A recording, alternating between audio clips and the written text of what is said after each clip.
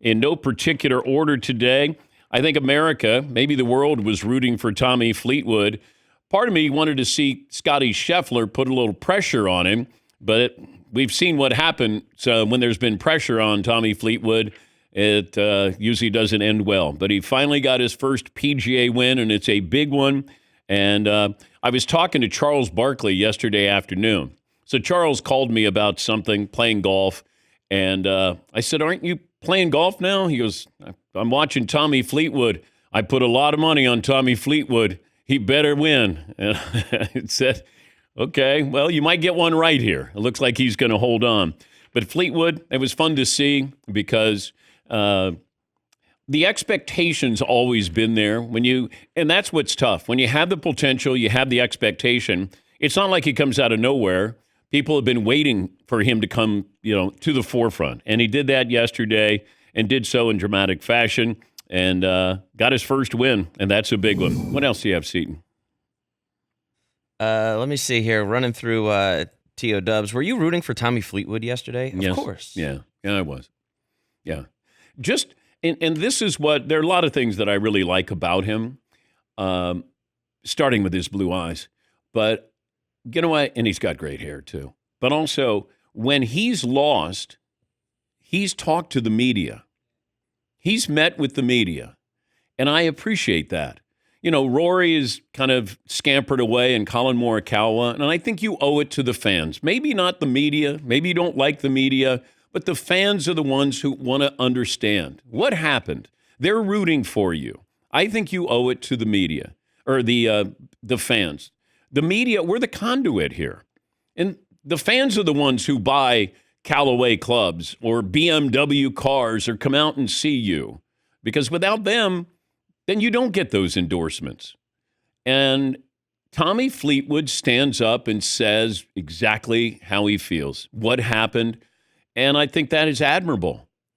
I've mentioned this before. Bill Buckner, the ball goes through his legs, and he answered everybody's question after that World Series loss. One of the worst moments in baseball history, and he answered every single question. Mitch Williams gave up the home run to Joe Carter. Toronto won the World Series. Mitch Williams answered everybody's question after that game, after that loss.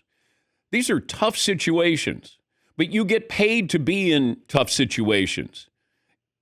And I think how you respond sometimes says a lot about you. And I was rooting for Tommy because he needed this. It's almost like Rory at Augusta. He had played poorly, and all of a sudden he's just tripping over himself, heading down the stretch in the final couple of holes. And it was like, just let him have this because he can't take, more of this pain, misery. And that's how I felt with Tommy Fleetwood. Certain times I'm rooting for a situation because it's right for that situation. And Tommy Fleetwood couldn't win anything, came close a couple of times, did win, and that's what I loved. I said to Fritzy, although Fritzy almost gave him the jinx, the DP show jinx, he goes, "Well, what do you think? I'm going to reach out." And now the tournament's not over yet. So the 14th hole, I get a text from Fritzy.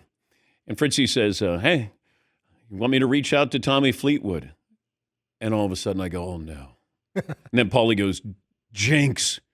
And I was pulling for him. I didn't want to be a jinx, but to discuss inviting him on the show 5 holes before it's over was a little premature. Well, okay, but we didn't need to decide then because nobody's going to talk. Hey, he's going to the 15th tee. Hey, Todd Fritz wants to know if you can be on the Dan They don't do that? They wouldn't talk to him before the 18th? I don't think so. Let's put the bug in his ear just to let him know that we're interested before everything's done. If you happen to win, this is one of the guest opportunities. Yes, Paul. Tommy Fleetwood has been on the PGA Tour for 11 years. He made $24 million in his first 10 years. Yesterday made $10 million. Yeah. Woo! Ow! Stat of the day! Stat of the day! Stat of the day! Stat of the day! This is the stat of the day! Brought to you by Panini America, the official trading cards of the Dan Patrick Show. And I want to have him on.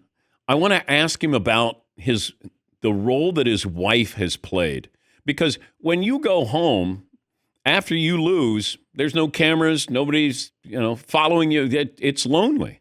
And then you really got to sit there and probably give your true feelings.